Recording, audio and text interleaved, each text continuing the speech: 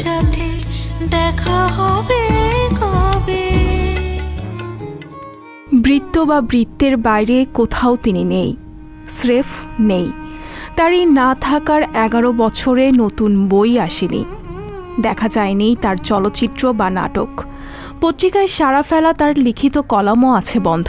অমর 21 গ্রন্থমেলা প্রাঙ্গণের প্রতিটি ধূলিকণার হাহাকার যেন তার জন্য। অদেখা ভুবনে থাকা হুমায়ুনের কেমন লাগছে এখন, এই প্রশ্নের উত্তর কোথা পাই?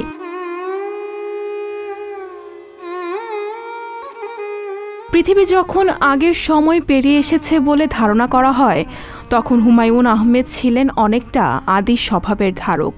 মুখে মুখেই হুমায়ুনকে নিয়ে গল্পের প্রচলন হয়েছে। আর লেখা সব গল্পের চেয়ে ব্যক্তি হুমায়ুন নিজের রূপ নিয়েছেন সেরা গল্পে। নন্দিত নরকের লিখি হিসেবে আবির্ভূত হওয়ার প্রায় 50 বছর পরও তুমুল রকম কৌতূহল চলে তাকে নিয়ে। মৃত্যুতেও বিনাশ হয়নি যার এতটুকু।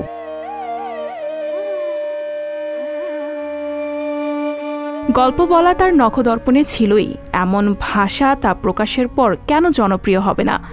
পাঠকরাও তাই লুফে নিয়েছেন তাকে। সাহিত্য যে এমন হতে পারে বাংলা পাঠকদের জানা ছিল না। একই রকম অজ্ঞাত ছিল বই বাজার সম্পর্কিত ধারণাও। বই যে কাটতে সম্পন্ন একটি পণ্য, বাংলা ভাষার নিয়োজিত প্রকাশনা শিল্পে রতদের তা অজানা ছিল।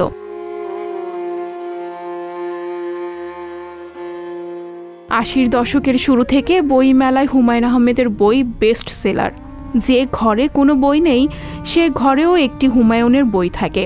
যে কখনো বই কেনে না সেও একটি বই কেনার জন্য ফেব্রুয়ারির মেলায় আসে। যেমন চলচ্চিত্র তারকাদের বেলায় ঘটে, তেমন ঘটত বইমেলায় হুমায়ুনকে নিয়ে। হাজারো পাঠকের উৎকণ্ঠা তার অটোগ্রাফ সংবলিত বইয়ের জন্য।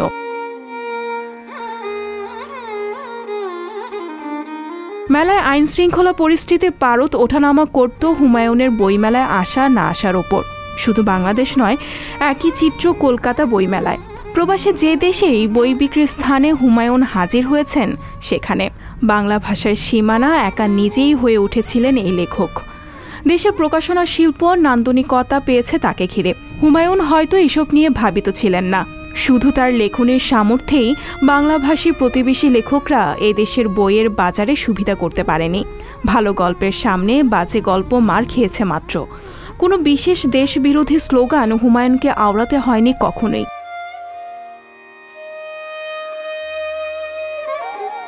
না থাকার এই 11 বছরে হুমায়ুন যেন আরও অপ্রতিরোধ্য।